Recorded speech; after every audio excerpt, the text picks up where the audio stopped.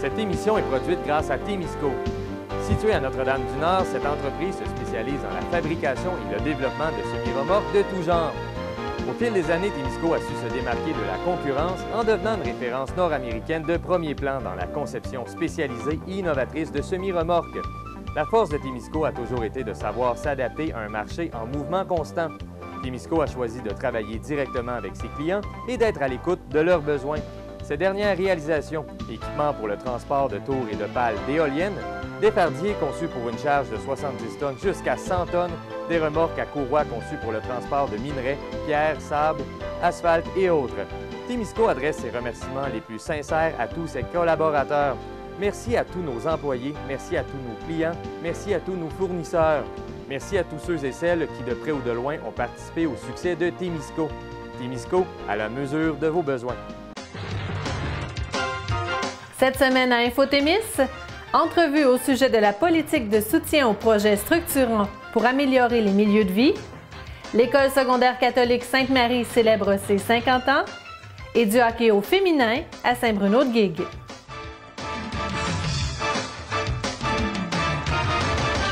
Bonjour à tous et à toutes et bienvenue à InfoTémis.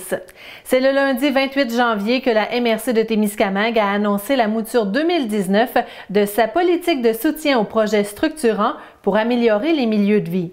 Issue de l'entente relative au Fonds de développement des territoires, le FDT, entre le gouvernement et la MRC de Témiscamingue, cette mesure a pour but de soutenir la mobilisation des communautés et la réalisation de projets structurants qui contribueront à l'amélioration des conditions de vie des collectivités rurales. Adoptée lors du conseil de la MRC du 19 décembre dernier, cette nouvelle mouture vise à diversifier son soutien avec maintenant 4 volets d'investissement distincts. Nous avons rencontré Véronique Beaulé, agente de développement culturel et responsable des communications à la MRCT, qui nous présente en détail ces 4 volets.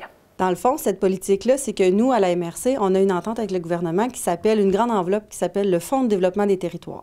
Cette enveloppe-là permet de réaliser plusieurs projets de la MRC. Donc, quand on fait le budget de la MRC, plusieurs des projets qui sont réalisés sont découlés de cette enveloppe-là.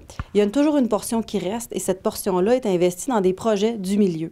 Et pour l'investissement de cette portion-là, on se doit de faire une politique qui est totalement à part du FDT et qui va venir encadrer la façon dont la MRC va soutenir son milieu dans son développement de projets structurants.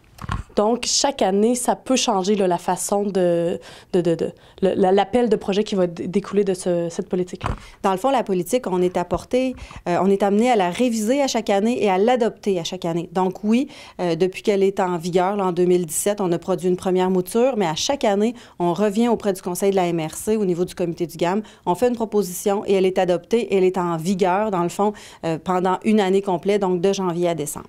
Et quels sont les organismes qui sont admissibles pour déposer un projet? Dans le fond, au niveau de la politique de soutien aux projets structurants, les municipalités ou les organismes municipaux sont admissibles, les conseils de bande des communautés autochtones, les organismes à but non lucratif et aussi les coopératives. Il faut savoir que peu importe le demandeur, il doit se situer sur le territoire de notre MRC.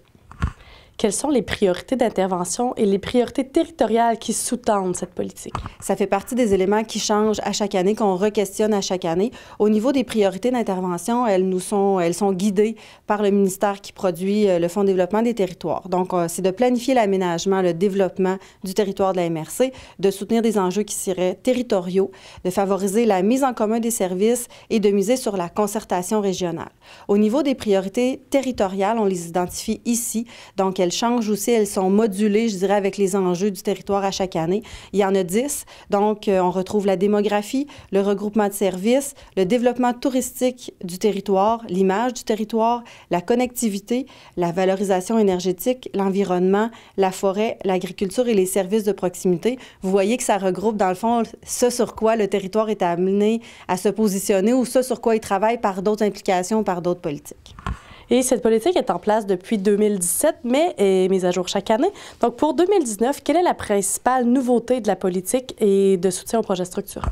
Dans le fond, la principale nouveauté, c'est qu'on y va maintenant avec 4 volets distincts d'investissement. C'est la principale nouveauté. Auparavant, on avait comme un seul mode de fonctionnement pour soumettre un projet. Maintenant, on arrive avec 4 volets qui ont chacun leur façon de faire qui est différente. Je vais y aller dans le fond avec le volet 1 et le volet 2 qui sont très semblables, mais qui s'adressent seulement à des publics différents. Donc, le volet 1 s'adresse vraiment aux municipalités locales, tandis que le volet 2 s'adresse aux organismes appuyés du milieu municipal.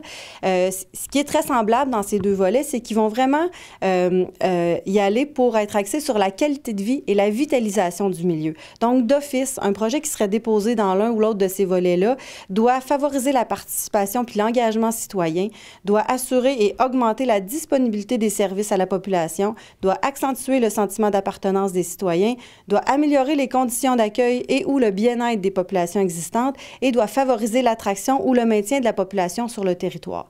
Ce qu'il faut savoir et qui est une grande nouveauté, c'est que ces deux volets-là vont fonctionner en appel de projet. Auparavant, on n'avait aucune date fixe reliée à cette politique. Maintenant, on va vraiment y aller avec 2 dates d'appel de projet. Donc, pour le volet 1 et le volet 2, un premier appel qui va prendre fin le 2 avril 2019. Et si les fonds sont suffisants, on va retourner en appel de projet au mois de septembre, donc pour le 24 septembre 2019.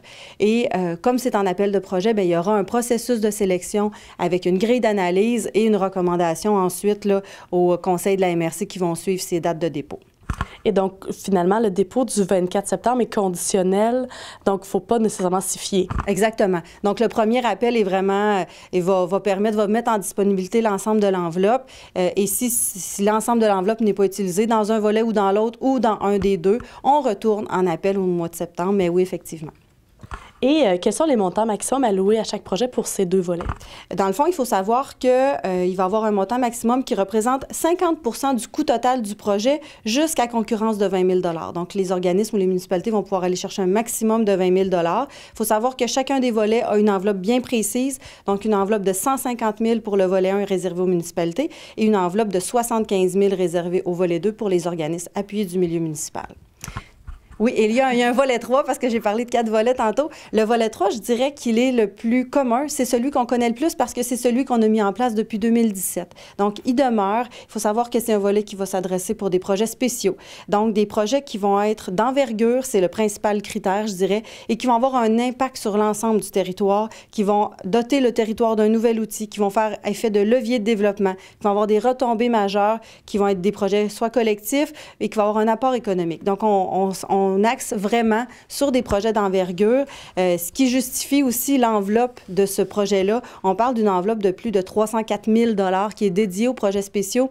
Quand on parle d'envergure, on ne peut pas arriver avec des soutiens financiers, de petits soutiens financiers. Si on veut faire une différence, il faut aller avec un investissement qui est majeur. C'est pourquoi ce volet a une si grosse enveloppe. Nouveau volet totalement qui est le volet 4, c'est vraiment pour la promotion des activités du milieu. C'est un volet qui se définit et qui vise à appuyer les événements du territoire par de la promotion. Son fonctionnement, c'est qu'on va demander à chacune des municipalités d'identifier un événement ou une activité dont ils veulent qu'on entende parler davantage. Et la MRC va travailler avec chacun de ces événements-là identifiés pour les positionner avantageusement, pour les positionner de façon plus importante selon les médias qu'on choisit, selon le médium aussi qui est choisi. Et il y a une ressource qui va accompagner chacun de ces événements-là et qui va avoir un budget de fonctionnement de 50 000 $.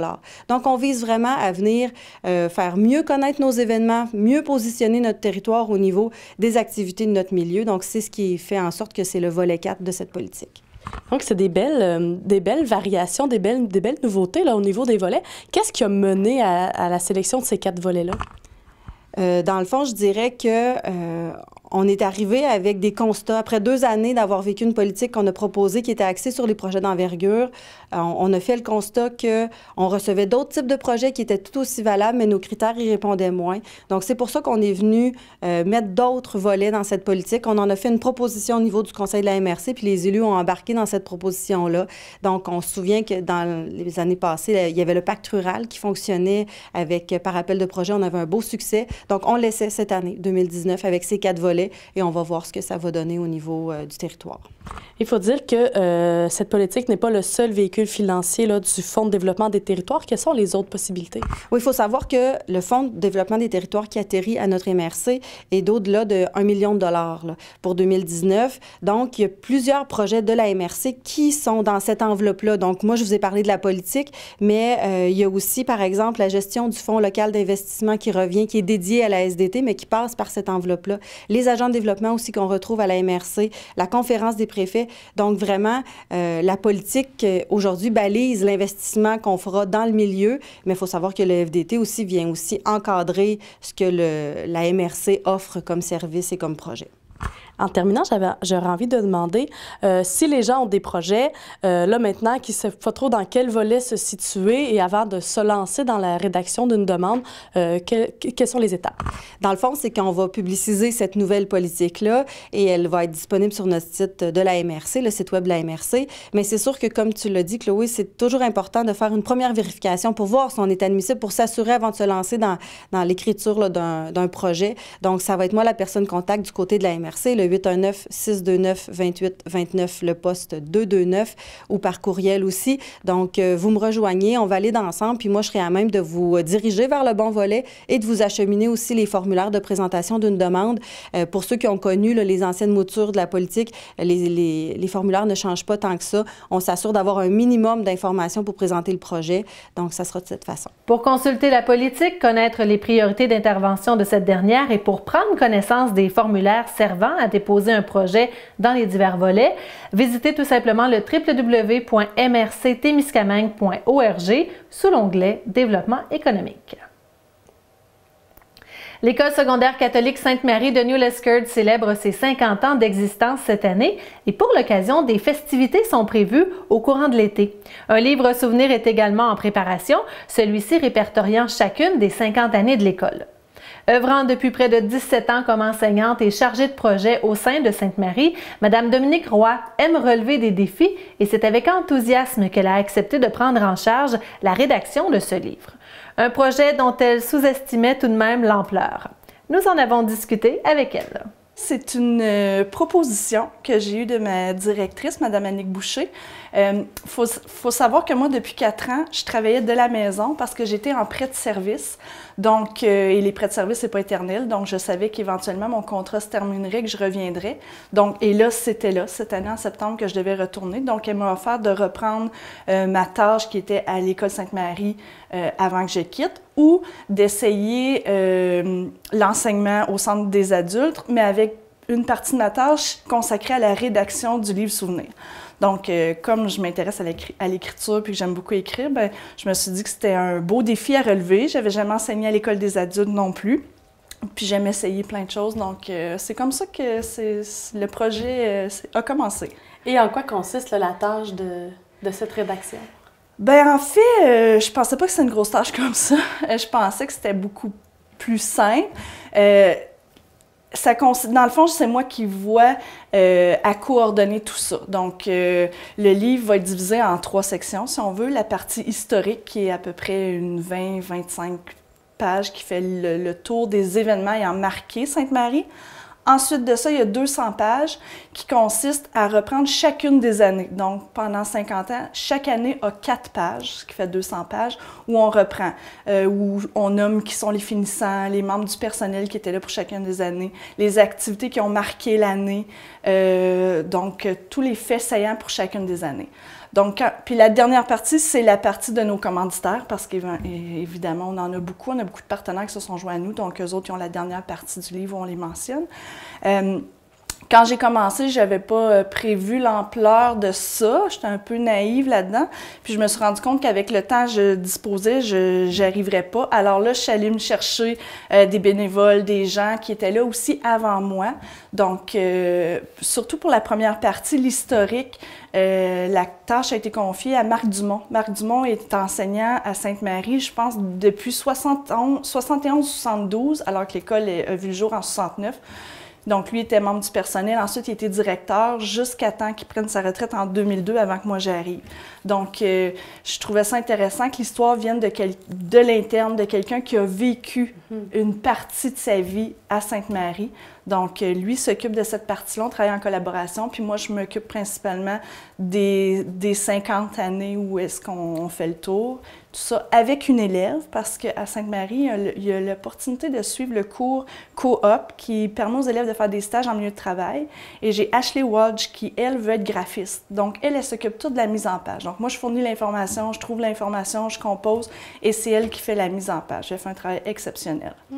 Donc, c'est beaucoup de recherche. C'est beaucoup de recherche. Ce qui est difficile, c'est qu'on a des archives, on a des documents et souvent les noms ne concordent pas. J'ai des noms définissants qui sont à un endroit, mais à l'autre endroit, on ne les trouve pas ou ne sont pas écrits pareil. Donc là, il fallait fouiller dans les archives, les classeurs où il y a les relevés de notes du ministère et tout ça, où on a encore trouvé des erreurs, là. Donc, j'ai une équipe j'ai une dame, Nicole Rivard, qui a enseigné là longtemps, avec une autre collègue, Diane Lefebvre, qui sont allées fouiller dans les archives pour essayer de réparer les erreurs quand il y avait des non-concordances entre les documents. Donc, elles ont passé le temps des fêtes enfermées dans ce local-là à l'école pour faire les recherches. Mais encore là, je sais que ça va être un livre imparfait parce qu'il y a des dossiers qui ont disparu. On sait qu'il y a des erreurs, mais c'est ça. Ce sera au mieux de vos capacités. C'est ça. À quelle étape en êtes-vous rendu présentement? Bon, l'étape de l'historique avec Marc Dumont est presque finalisée. On est dans les retouches. Donc ça, d'après moi, d'ici la fin du mois de janvier, cette étape-là va être finie. Il va rester la mise en page. Dans les années à couvrir, les 4 pages pour chaque année, les années 2002 jusqu'à l'année passée sont finies de rédiger et presque terminées de mettre en page. J'ai commencé à l'envers. J'ai commencé avec ces années-là parce qu'en Ontario, il y avait une double cohorte. Il y avait des élèves qui graduaient en 12e année et d'autres en 13e année. Ceux qui voulaient aller à l'université continuaient en 13e année. À partir de 2003-2004, il n'y a plus de 13e année. Donc, c'était plus facile, ça faisait moins de finissants, moins de fouilles. Donc, j'ai commencé par le plus facile. Là, je suis en train de faire les années 70. Je viens de terminer les années 70, 69 à 79, qui vient de partir en production pour Ashley qui va faire la mise en page. Donc, il va me rester à composer 80, 90 et début des années 2000. Donc, et après, envoyer ça à Ashley pour la mise en page. Donc, on en est là. On en est là. Et dans le fond, le tout est prévu pour quand, là? Bien, en fait, les retrouvailles ont lieu du 2 au 4 août et le livre est vendu là. Donc, les gens peuvent déjà passer une précommande s'ils veulent parce qu'on s'attend qu'il va être fait. Donc, mais moi, dans ma tête, il faudrait que mi-avril, que ce soit vraiment fini, qu'il nous reste juste la relecture jusqu'à mi-mai, là, tout relire au complet pour que ça parte en impression puis que ce soit fini pour qu'on reçoive le tout le fin juillet pour que ce soit prêt. Pour que ce soit prêt pour le ouais. mois d'août. Ouais. Quand on parle de 50 ans, combien d'élèves à peu près par année ça fait? Donc, ça fait combien de personnes là, dans ce livre-là? C'est difficile à chiffrer. Surtout les premières années, c'était nombreux. Là, quand je fouille dans le livre du 10e anniversaire, on marque le nombre d'élèves qui ont fréquenté l'école ces années-là. Donc, il y a des années que c'était 770 élèves, là.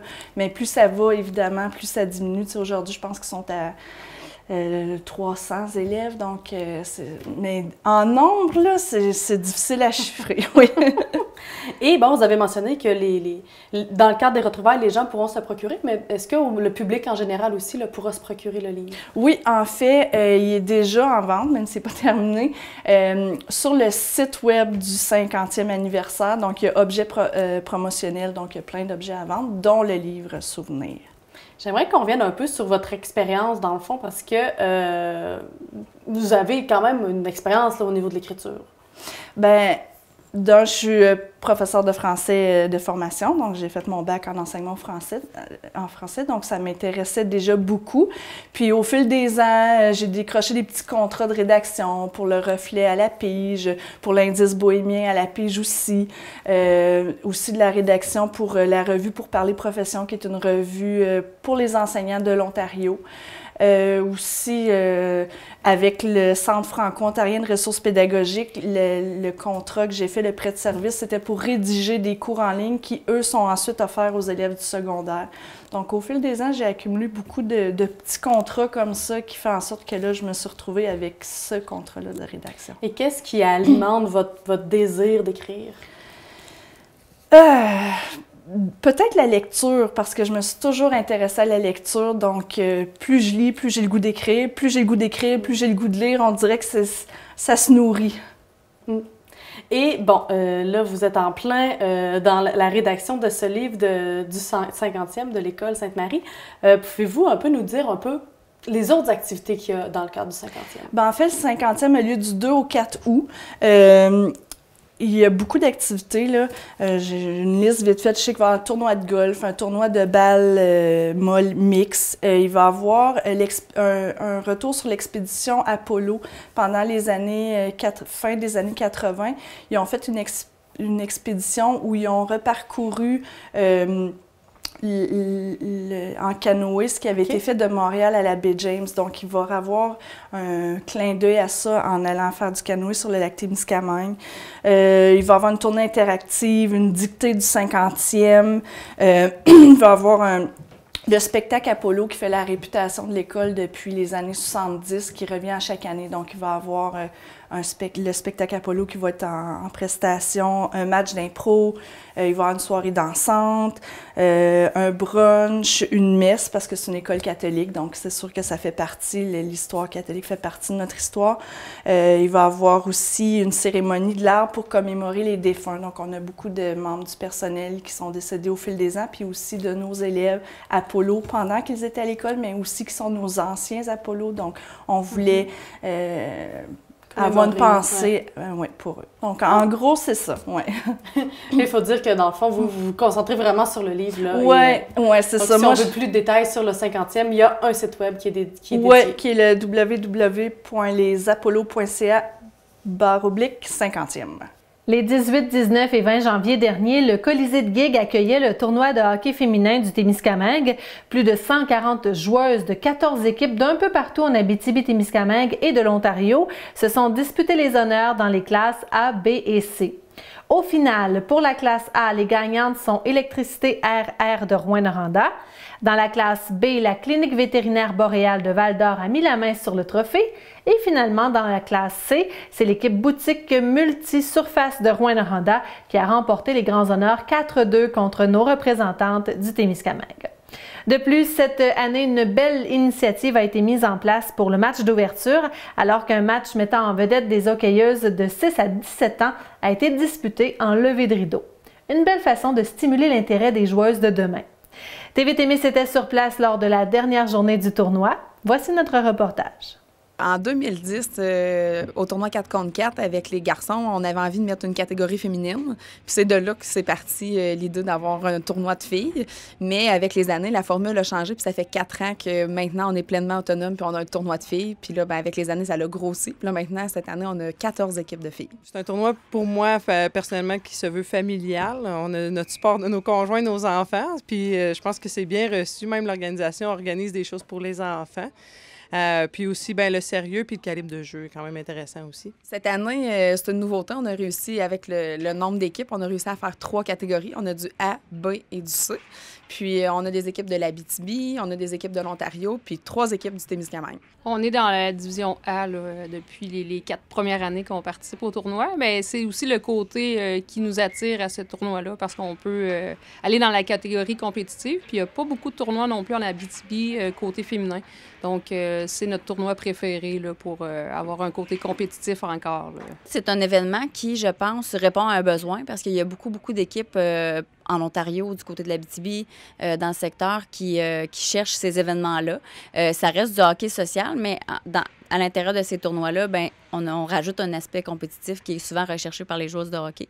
Donc, je pense que ça crée un besoin. Puis en même temps, ça amène beaucoup de gens dans la région. Donc, on a un objectif d'atteindre de faire connaître notre Témiscamingue aussi, en quelque sorte. Nous, en fait, c'est une sortie annuelle là, qu'on fait depuis déjà 4 ans. Donc, c'est un tournoi de hockey qu'on aime bien venir faire à chaque année. Bien, évidemment, on fait ça pour se tenir en forme à la base. Mais ça apporte quand même un côté social qu'on ne retrouve pas dans d'autres sports. Puis, je sais pas, il y a quelque chose avec le hockey qui est spécial. Puis, tu sais, au Québec, c'est un sport c'est notre sport. Donc, je pense qu'à GIG, précisément, il y a beaucoup de hockey, beaucoup d'événements qui touchent au hockey. Fait que, je pense que ça aussi, c'est intéressant de le noter. Puis c'est ça, mais reste que juste de se rassembler, de se séparer, de jouer entre filles, c'est le fun. Puis en même temps, ça répond ça aussi à une offre, dans le fond, qu'on peut...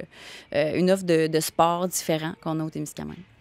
Alors moi, je joue depuis vraiment longtemps aussi, depuis que je suis toute petite. Donc, c'est en dedans de moi la compétition et le travail d'équipe. C'est ce qui m'apporte beaucoup. Puis aussi les amis qu'on se fait au cours des années. Donc, au début de ma participation des tournois, donc je connaissais pas tout le monde, mais même dans le comité organisateur, on commence à connaître des nouveaux visages, à être familier avec ceux-ci, puis même des autres équipes aussi. Fait que c'est intéressant de ce côté-là aussi. Mais c'est sûr qu'on se prépare plusieurs mois à l'avance parce qu'on souhaite avoir aussi quelques nouveautés au courant de l'événement. Donc, puis aussi le recrutement des joueurs, ça prend un certain temps. Cette année aussi, on avait une nouveauté qui était le match de la relève, dans le fond, le vendredi. Ça nous a amené à créer, dans le fond, un événement pour des petites filles pas des petites filles, il y avait aussi des adolescentes, mais de 6 à 17 ans. Toutes des joueuses du Témiscamingue qui jouent présentement dans les ligues de hockey mineur ou des ligues parallèles, mais qui ont une passion pour le hockey et on souhaitait les réunir pour un match entre filles. Puis le match de la relève, c'est ça aussi qu'on avait envie de partager avec les petites, de partager notre expérience qu'on a vécue quand on était jeune, parce que souvent, dans nos équipes, quand on est petite, on est 1 ou 2 filles. Certaines, des fois, sont 3, mais on voulait les encourager à continuer quand même de jouer, puis qu'il y a un avenir à ça, que même quand on vieillit, bien, on peut continuer de jouer. Côté social, c'est vraiment agréable, puis justement, avec un tournoi comme ça, bien, il y a de l'avenir. Ça l'a apporté comme une certaine fierté pour ces filles-là de faire un match ensemble. Puis en même temps, bien, ça les encourage à poursuivre dans le hockey féminin. Puis éventuellement, bien, peut-être, qui sait, on saura... L'avenir nous le dira, mais ça serait intéressant d'avoir peut-être une ligue de hockey féminin dès le jeune âge là, au Témiscamingue. Ça se passe bien jusqu'à maintenant. Donc, nous, on va paraître en finale là, dans la prochaine heure. Donc, on n'a aucune défaite depuis le début du tournoi. Donc, on espère que ça va continuer ainsi jusqu'à la toute fin. Ah, nous, on a perdu ce matin en supplémentaire en semi-finale. Mais ça a été vraiment des beaux matchs. Nos matchs ont été super serrés. Fait que ça a été un super beau tournoi pour nous. Pour notre part, nous avons perdu nos matchs. Mais ce qui arrive, c'est que c'est des équipes aussi qui se forment sur le fait. Là, on ne joue pas beaucoup ensemble avant. Fait qu'il y a une période d'ajustement, mais en même temps, on a eu tellement de plaisir que c'est pas très grave. Fait que je pense qu'on va réunir la même équipe pour l'année prochaine, puis on va essayer de faire mieux. Bien, je pense que c'est la chimie, puis on est toutes contentes de se retrouver aussi, parce qu'avec les vies qu'on a, là, on se voit pas souvent, mais c'est un rendez-vous annuel à chaque année. Donc, on a un bon esprit d'équipe. On est toutes contentes là, de venir jouer un côté un petit peu compétitif à chaque année. Le 23 janvier dernier se tenait la séance ordinaire du Conseil de janvier de la MRC de Témiscamingue. Suite aux différents débats engendrés par la mise en place d'un nouveau registre des armes à feu, les élus ont adopté une résolution visant à soutenir les différents groupes qui demandent l'abolition de ce registre. Ainsi, la MRC demande un moratoire auprès du gouvernement sur l'application du registre et demande à la ministre de la Justice de refaire une consultation plus élargie afin de prendre en compte les réalités des régions comme la nôtre où diverses particularités entrent en ligne de compte, telles la proximité avec l'Ontario, la présence de clientèle américaine dans les pourvoiries et la présence de communautés autochtones sur juridiction fédérale. Afin d'avoir l'heure juste sur le sujet, la MRC tiendra elle-même une consultation auprès des différents groupes, tant en faveur que ceux qui en sont contre sur tout le territoire. C'est à suivre.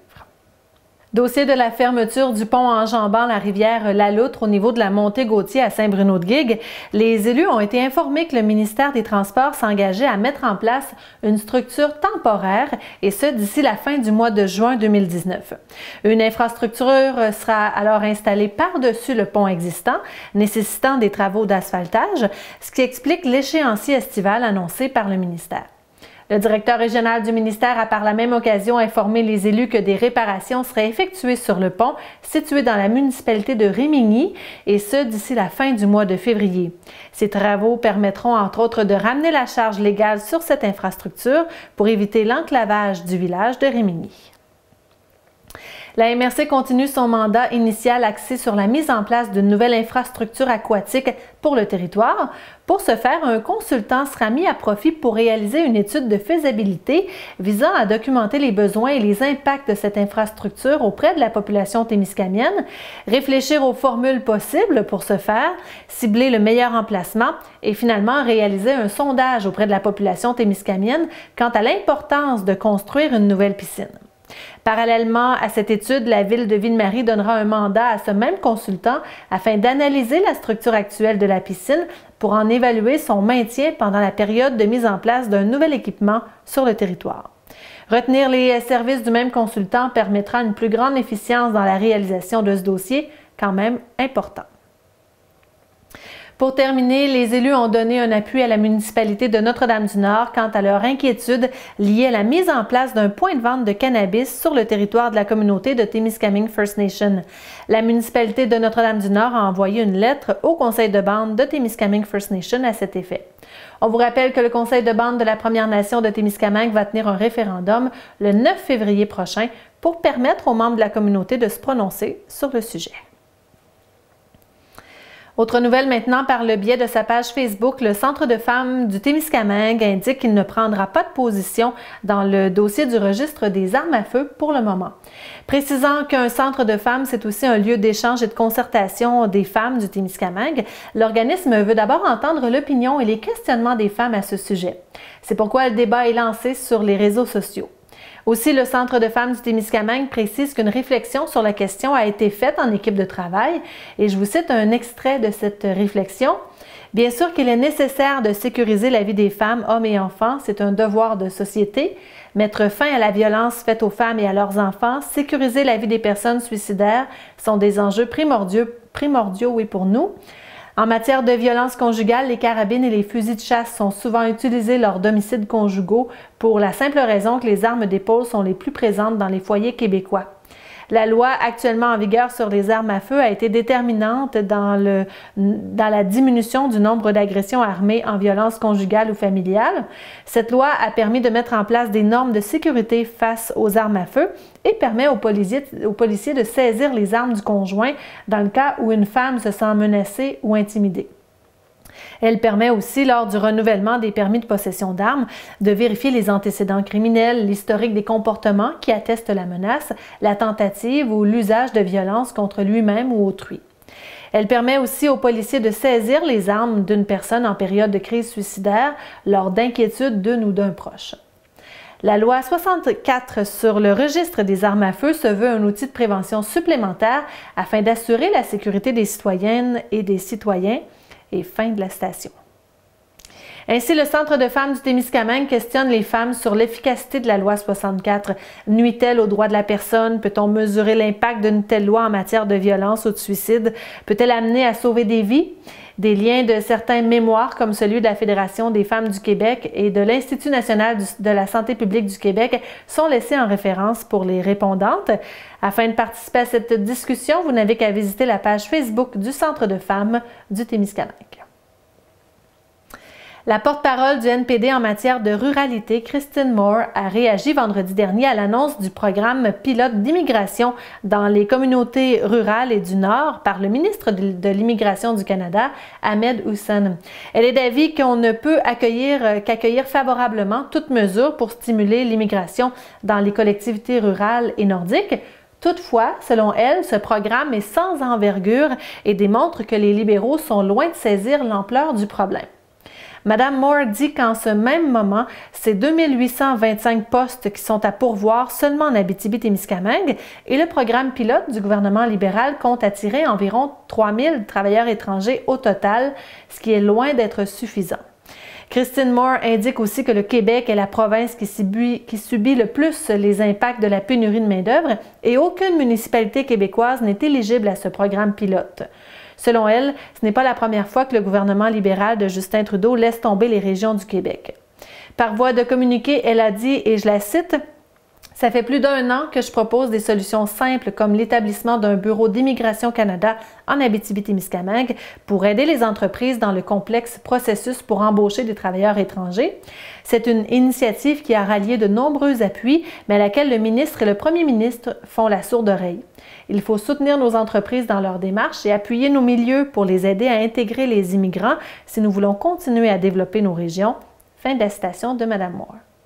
Selon le site Web du gouvernement du Canada, le programme pilote d'immigration dans les communautés rurales et du Nord a été conçu afin de permettre aux petites communautés du Canada de profiter des avantages de l'immigration économique. Or, la province de Québec et les Maritimes ne sont pas admissibles à ce programme.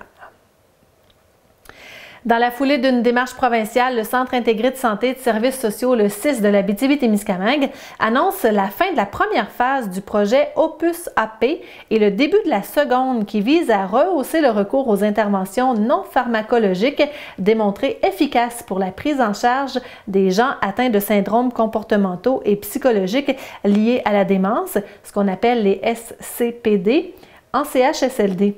De façon plus précise, 80% des résidents de CHSLD sont atteints de démence et la grande majorité d'entre eux présentera des SCPD. Cela signifie que ces personnes seront agitées, agressives, euphoriques, irritables, anxieuses, etc. De manière à bien identifier et bien répondre aux besoins de ces personnes, le premier choix devrait toujours être l'utilisation d'interventions non pharmacologiques et de réserver l'utilisation des antipsychotiques à des situations très précises. Toutefois, force est de constater que plusieurs résidents se voient prescrire des antipsychotiques. Ainsi, le projet Opus AP vise à cesser ou diminuer la prescription d'antipsychotiques. En Abitibi-Témiscamingue, la première phase s'est déroulée dans une unité du CHSLD de Macamic, et ce d'octobre 2017 à octobre 2018. André Tessier, adjoint à la direction soutien à l'autonomie des personnes âgées et chargé de projet de cette démarche, a indiqué être très heureux des résultats de la première phase puisque l'équipe a tenté la déprescription chez 7 résidents et le taux de succès est de 100%, c'est-à-dire 6 déprescriptions et 1 diminution. La prochaine phase se fera dans 50% des unités et se tiendra de janvier 2019 à avril 2020. Et notons qu'en région, plus de 1000 travailleurs ont été formés plutôt sur l'approche de base pour les personnes atteintes de SCPD depuis juin 2016. Le CIS-AT est d'avis que cet état de fait conjugué à la participation active des pharmaciens, des médecins et de l'équipe ambulatoire SCPD en place depuis septembre 2017 a grandement aidé à la réussite de la première phase. Tous les Témiscamiens et Témiscamiennes connaissent les pommes de terre de la ferme L'Unique, propriété de Jean-Luc Barry et Nicole Maheu depuis 1979. Nous vous invitons d'ailleurs à lire un article à leur sujet signé par Émilie Rivard-Boudreau et publié sur le site Internet de La Terre de chez nous. Nous y apprenons que la ferme L'Unique élargit son clan. De nouveaux visages ont intégré l'entreprise, dont les 2 filles du couple fondateur. En 2009, la ferme L'Unique a remporté l'Ordre national du mérite agricole. Elle emploie une douzaine de personnes, dont de la main-d'œuvre étrangère qui provient du Guatemala et du Mexique. Au cours de la dernière année, l'entreprise s'est dotée d'une chaîne d'emballage flambant neuve. On y ensache et emboîte 200 tonnes de pommes de terre par semaine, dont la culture s'étend sur près de 2000 acres pour une production de 10 000 tonnes par année. Un article à lire à laterre.ca. Et voilà ce qui conclut InfoTémis. Au nom de toute l'équipe, je vous remercie de votre présence et je vous invite aussi à visiter notre site web témis.tv ainsi que notre page Facebook pour avoir tous les détails de notre programmation. À la semaine prochaine!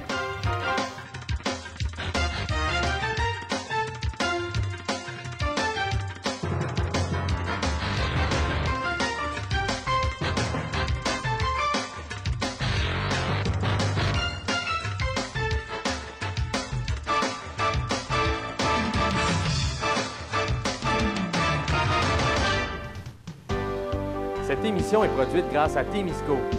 Située à Notre-Dame-du-Nord, cette entreprise se spécialise dans la fabrication et le développement de semi-remorques de tout genre. Au fil des années, Témisco a su se démarquer de la concurrence en devenant une référence nord-américaine de premier plan dans la conception spécialisée et innovatrice de semi-remorques. La force de Témisco a toujours été de savoir s'adapter à un marché en mouvement constant. Témisco a choisi de travailler directement avec ses clients et d'être à l'écoute de leurs besoins.